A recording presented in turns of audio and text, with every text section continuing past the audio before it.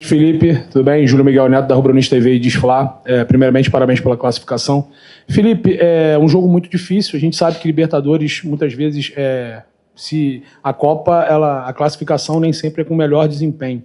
Mas eu queria saber de você, em relação a esse confronto e o confronto do Maracanã. A disparidade, a diferença do que foi esses confrontos, né? Claro que tem um adversário, tem a qualidade também do adversário, mas a disparidade que foi, principalmente do primeiro tempo do Flamengo e do segundo no Maracanã e o confronto de hoje. Um Flamengo que não conseguiu render, pelo menos em chances, né? Nessa partida em especial. E também, se você puder só explicar para a gente, se eu não me engano, acho que é o 13º jogo seguido que você tem a possibilidade de fazer 5 substituições e você não usufrui ela. Você sempre fala de controle de carga. Você acha que isso também não pode estar interferindo na parte física do Flamengo? Boa noite. Boa noite. Primeiro, sei que como você bem falou, foi um jogo muito difícil. Um jogo onde o nosso adversário faz um sacrifício na fase defensiva imenso. Todos os jogadores se involucram muito para defender. Eles induzem muito você a jogar por dentro para sair no contra-ataque. Então, é um jogo ao mesmo tempo que eles te concedem os espaços, eles aproveitam as perdas da bola, os contra-ataques. Isso gera frustrações, isso gera às vezes que o time faz que o time se parta muito durante o jogo, e principalmente a forma que eles têm de atacar, que é com lançamentos, bolas longas no atacante e jogo por fora, né? Então esse tipo de jogo, claro que não é fácil. Para vocês verem o nível que é difícil jogar quartas de final da Libertadores, né? Sei que talvez os titulares das manchetes de amanhã serão Flamengo passa mais alguma coisa, né? Sempre tem, mas a verdade é que a manchete é só uma. O Flamengo está na semifinal, fez o jogo em casa, a eliminatória tem 180 minutos, e aí no final se decidiu nos pênaltis, onde passamos. Se passamos, merecemos passar, e agora estamos na semifinal da Libertadores mais uma vez. Isso, eu sou muito grato, sim, eu vivi desde que eu cheguei aqui no Flamengo, desde 2019, coisas incríveis, e sinto que esse clube, que eu não sei se eu vou ganhar alguma coisa, se não, mas eu sinto que esse clube aqui é especial, e a sinergia, a energia que eu tenho com esse clube faz eu viver emoções incríveis, e eu estou feliz por isso, por ter passado de fase. Sim. E sobre as substituições, eu sempre opto, lembrando que 4 anos atrás, 5 anos atrás, só podiam fazer 3 substituições, né? Essa regra nova são 5, e eu optei por deixar os jogadores no campo para os que poderiam bater pênalti, no caso do Jorginho. Eu queria ter tirado o Jorginho antes, mas imaginei o pênalti. O Lino, na minha visão, estava levando perigo por aquele lado, por mais que estava sendo difícil. Ele tem esse 1 contra 1 e esse terço final, tanto é que uma das melhores jogadas de perigo no segundo tempo foram dele, e optei por não fazer as trocas, porque eu acreditava que os jogadores que estavam no campo eram os melhores para poder vencer. Fisicamente não foi o problema, porque acabamos o jogo no campo do adversário em todo momento. Buenas noches, profesor Felipe. Buenas. Gustavo Leizón para Tempo Deportivo. ¿Se va conforme con el rendimiento de su equipo hoy? Bueno, en español, ¿no? Ok. Bueno, ha sido un partido muy difícil. No ha sido un partido malo, pero ha sido un partido donde controlamos mucho el juego. Pero sí que es verdad que nos costó progresar las jugadas. Después, cuando eliminábamos y encontrábamos las ventajas, nos costaba bastante el tercio final, o sea, no estábamos finos con balón, el 1 contra 1, la verdad que tiene jugadores que defienden muy bien, nos costó, y no generamos tanto peligro como en el partido de ida, y eso también generó con que ellos, que Estudiantes, pues tuviera un poco más el balón, ¿no? En esas transiciones. La final, el gol de ellos vino en un error, y eso, claro, ya deja la eliminatoria abierta y puede caer de los dos lados, ¿no? Pero bueno, no ha sido el mejor de nuestros partidos, pero tampoco ha sido malo. Felipe, Mauro César, Jovem Pan, UOL e TV Cultura.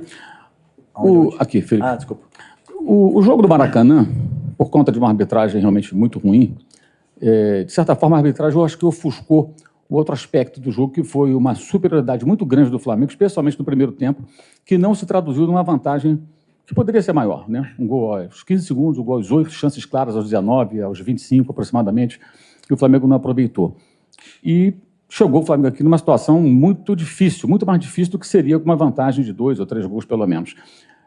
Essa é a sua primeira Libertadores como treinador. Eu queria que você dissesse qual a grande lição que esses confrontos com os Estudiantes deixam para você para a próxima fase e para o futuro. Bom, verdade, uma grande lição. Na verdade, a minha maior lição como treinador foi contra o Central Córdoba. Ali, a Libertadores é muito complicada, é muito difícil. E, claro, o treinador, eu como treinador tento propor a melhor das soluções na fase ofensiva para que os jogadores se sintam confortáveis com bola, com mais tempo para poder jogar e para que eles achem as soluções dentro do campo. Depois, o terço final é muito a criatividade, a confiança, o momento que o jogador se encontra. Né? Vocês podem ver que hoje, por exemplo, o Arrascaeta não estava no seu melhor dia, mas o Carrascal estava num bom momento, entrou muito bem no jogo. Então, vai muito do fino que está o jogador no dia do jogo. Né? Então, verdade que criamos muitas chances, inclusive no segundo tempo tivemos 3 chances claras que não se traduziram no último passe, não se traduziram, que eu conto como chance clara, né? E deixou a eliminatória aberta. Né? Então, assim, já falamos do árbitro, infelizmente aconteceu, mas também estaria aberta com o 2-0. Então eu falei, o que eu tentei falar para os jogadores foi que para ganhar a Libertadores, às vezes temos que passar por essas provações. Né? Foi assim em outros anos também, são jogos muito difíceis e temos que saber passar por esses momentos para chegar em mais uma semifinal de Libertadores. Não sei quantas o Flamengo chegou na sua história, mas eu lembro que ficou, quando eu cheguei aqui em 2019, eu já estava 38 anos sem chegar. Então, tô muito feliz de poder estar em mais uma semifinal e agora tratar com o respeito e o carinho que se merece, porque é o sonho de todo mundo ganhar essa Libertadores. Felipe, aqui na frente, na sua direita. Aqui. Tudo bem? Boa noite. Gabriel Orfa, canal Paparazzo Rubro Negro e Revista Placar. Felipe, eu sei que ainda é muito cedo para a gente falar da semifinal do jogo contra o Racing, acabou de acontecer o jogo das quartas, mas você acabou de falar que a sua maior lição na Libertadores foi no jogo contra o Central Córdoba. Eu queria saber quais lições você tira desse jogo aqui contra o Estudiantes, contra o time argentino, com a pressão aqui argentina muito, muito complicada, sabendo que tem um jogo mais, talvez com uma pressão ainda maior, porque é um estádio maior, e você estava lá quando o Flamengo foi eliminado, em 2021. Como é que você... Quais lições você tira desse duelo com o Estudiantes para esse jogo da semifinal contra o Racing? Obrigado. Cada time, cada jogo tem uma história diferente, um contexto diferente, mas na verdade que as equipes argentinas são muito competitivas. Né? Então, esse é o primeiro ponto, igualar essa intensidade, essa competitividade, que é o que tentamos fazer sempre contra esses times argentinos. E o que mais me surpreende deles como treinador é ver o quanto eles conseguem cobrir de campo com sacrifício. Né? Às vezes em inferioridade numérica, um atacante marcando 2, 3 jogadores, e isso me surpreende, porque faz com que seja complicado. Né? No futebol, às vezes no futebol brasileiro, simplesmente com trocar passes você já elimina os jogadores e chega numa situação confortável na área do adversário. O futebol argentino, dificilmente você vai ter essa facilidade. Então essa talvez é a principal lição, respondendo a pergunta também do Mauro, que eu falei, né, que para mim, do Central Córdoba, é quanto campo eles conseguem cobrir com poucos jogadores. E então, com certeza, contra o Racing vai ser da mesma forma que foi hoje. Boa noite, Felipe. Aqui à esquerda. Martín Leiva para La Bola Sport. Con licencia voy a preguntar en español. Te quería consultar, bueno, ahora están en semifinales, le toca a otro equipo argentino, pero esta vez el equipo de Costas, considerado la bestia negra por Brasil, porque ha eliminado en finales a Botafogo, Cruzeiro y en fase de grupo Fortaleza. ¿Cómo se prepara Flamengo? ¿Cómo crees que va a ser esa serie? ¿Qué es lo que tienen que hacer para estar de vuelta en Lima como estuvieron en el 2019? Muito obrigado. Bueno, respondiendo muy parecido, ¿no? con tu compañero, la verdad que es un partido que aún tenemos que estudiar, tenemos que prepararlo, pero va a ser un partido parecido a nivel de intensidad, de sacrificio en el juego, sobre todo en la fase defensiva. Es un equipo que, por lo que vi, tiene muchísima intensidad, se parte mucho porque aceleran y son muy verticales, entonces es complicado no partirse en estos partidos que son de vuelta. pero un partido muy lindo de semifinal de Libertadores donde sobre todo disfrutar y para estar en la final de Lima ser mejor en los 180 minutos que ser mejor que Racing no é fácil. Boa noite, Felipe. Aqui atrás, Cidão Marinho da Litoral News. Libertadores a Libertadores e principalmente contra equipes argentinas sempre é uma batalha, né? Dá pra gente chamar de batalha de La Plata hoje. Você falou numa resposta anterior sobre os argentinos, né, conseguirem igualar a coisa na competitividade, né, que eles entregam muita raça, muita vontade no gramado. Por futebol, obviamente, o Flamengo é muito superior. Por qualidade, o Flamengo é muito superior, mas hoje isso não apareceu. Você acredita que é possível para a semifinal a sua equipe também entrar no gramado com essa competitividade parecida com a da equipe argentina para enfrentar o Racing? E se essa vitória, na sua visão, é uma vitória de time campeão, quando não vai bem no gramado, mas tem um ponto como o Rossi, que salva 2 vezes no pênalti, é um mérito também do goleiro. Desculpa, pode repetir a primeira? Da competitividade que os argentinos colocam no gramado, se é possível. Bom, como as armas sempre, né, de um time que incomoda muito é defender muito forte, de forma com perseguições agressivas, faltas, e sabem fazer muito bem isso. A fase defensiva das equipes argentinas são muito fortes e abrem mão de propor para jogar por uma segunda bola e chegar mais perto da tua área e ganhar terreno assim. Isso se traduziu em chances claras pro Estudiantes? Não vejo assim. Então, assim, o Flamengo foi mal no jogo. Eu poderia dizer que o Flamengo não foi o Flamengo que vocês estão acostumados a ver.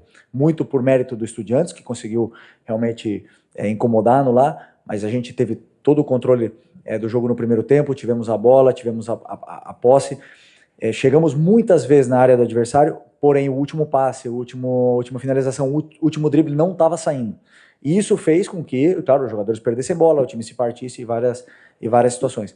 Mas dizer que o Estudiantes foi superior é um pouco, para mim, não condiz com a verdade.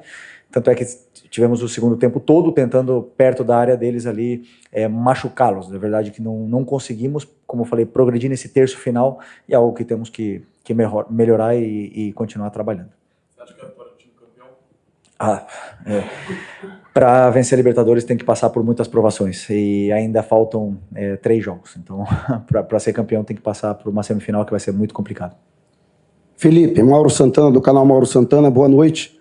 Apesar de ainda termos bastante tempo para a semifinal, eu acredito que agora você vai voltar o foco para o Brasileirão, até pela posição do Flamengo brigando pelo título diretamente, mas até por conta dos confrontos, e o Flamengo vai ter que jogar novamente fora de casa, vai ter que decidir novamente fora de casa uma possível vaga para a decisão, até que ponto isso pressiona para que você consiga encaminhar uma classificação em casa, conseguir uma vitória para uma boa vantagem em casa, para não depender da pressão que todos nós conhecemos, que é natural da Libertadores, e mais ainda no cilindro de Avejaneda, e até aprender até lá com isso, sendo que até para o Brasileirão, embora seja um confronto, uma competição completamente diferente da Libertadores, mas o Flamengo tem 2 confrontos diretos em casa contra Palmeiras e Cruzeiro, uma briga direta pelo título. Oi, Paulo. Não, perfeito. Entendi bem. Claro, eu tenho que pensar agora no próximo jogo, que é o Corinthians. Trabalhar contra como a gente vai enfrentar o Corinthians, como nós vamos tentar vencer, os jogadores que vão estar disponíveis, os jogadores que estão num grande momento para poder vencer. Você falou sobre encerrar a eliminatória no primeiro jogo. É muito complicado. Eu sempre penso que o jogo são 180 minutos. Se você, assim, existem times que jogam pior o primeiro jogo, mesmo em casa, e depois conseguem vencer fora. Isso existe no futebol. Acho que aconteceu com o Independente Del Valle agora na Sul-Americana.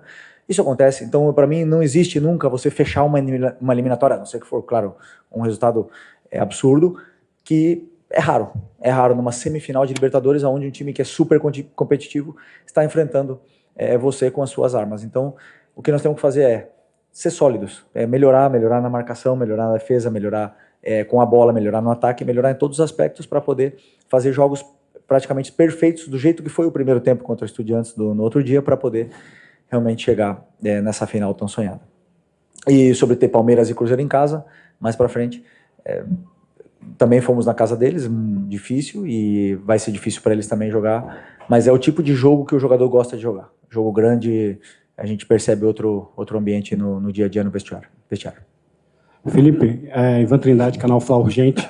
Eu queria que você pudesse fazer uma análise da intensidade do time do Flamengo hoje nesse jogo, e eu queria saber se isso é uma coisa que é trabalhada dentro do dia a dia, para os jogadores, inclusive o Flamengo tem jogadores que estão jogando a primeira Libertadores, vieram da Europa, se essa diferença de um jogo como o de hoje é colocado para os jogadores que, muitas vezes, num jogo como esse, não é sempre o melhor time que vai ganhar, e qual é a análise que você faz realmente da intensidade? Porque fica a impressão que o Flamengo joga sempre da mesma forma, com a mesma coisa, confiando muito em tudo que é feito e que isso vai resolver.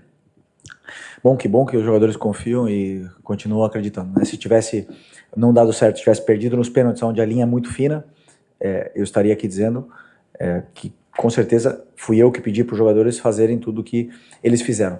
A questão da intensidade, essa resposta para mim, ela é muito simples. O adversário, ele deixa certos espaços dentro do campo onde você tem que encontrar e aproveitar. Quando o adversário, ele deixa um jogador livre com a bola e o resto todo marcado, o teu time não pode circular a bola. Então não tem como você dar intensidade na circulação de bola se os teus jogadores todos estão marcados e tem um jogador livre que é com a bola. Então o que acontecia? Jorginho, muitas vezes livre, levava a bola e acabava caindo na armadilha de tentar forçar um passe por dentro e contra-ataque. A intensidade para voltar do contra-ataque era grande. Todos eles voltavam para marcar, Pedro voltou para marcar, Arrascaeta voltou para marcar, mas nunca tiveram livres, e então dá a sensação que o time não teve intensidade, mas foi muito mérito do Estudiantes de tirar a nossa criação e induzir o jogo onde eles se sentiam mais confortáveis. Felipe, acá, buenas noches, Luciano Negro para Punto de Noticias, perdón que te hable en español. Son dos preguntas rápidas. La primera, ¿cómo calificás el clima que se vivió hoy en el estadio? Y la segunda, estás en una de las casas de Diego Pablo Simeone. ¿Cuánto te influyó en tu etapa como entrenador que estás viviendo ahora? Bueno, primero se lo dije a los jugadores antes del partido. Hoy sentí ganas de jugar otra vez. Les envidié por ese ambiente que hay, por el césped, la manera que estaba perfecto, el clima, el ambiente del estadio estaba impresionante. La verdad que es un privilegio jugar en un ambiente tan increíble como ese estadio. Esa es la primera. Verdad que con nosotros, cuando estábamos controlando el juego y teníamos bastante posesión, se bajó mucho el volumen y conseguimos eso, pero claro, luego vino el gol y se vinieron arriba otra vez y la afición, es verdad que no dejó de animar en ningún momento. Sobre Simeone trabajó aquí, ¿verdad? Fue campeón aquí, ¿no? 2006. Ok. Pero es hincha de Racing. Sí, sí, es hincha de Racing. Sí.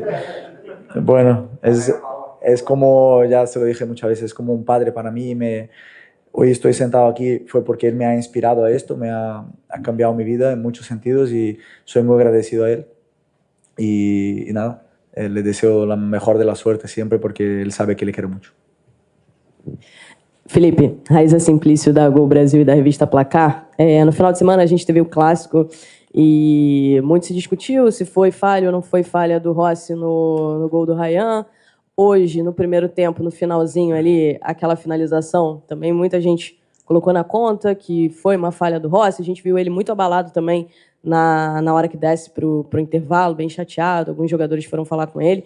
E aí, nos pênaltis, ele vai lá, resolve, defende 2 belíssimos pênaltis. Vai lá, depois pede até desculpa para a torcida.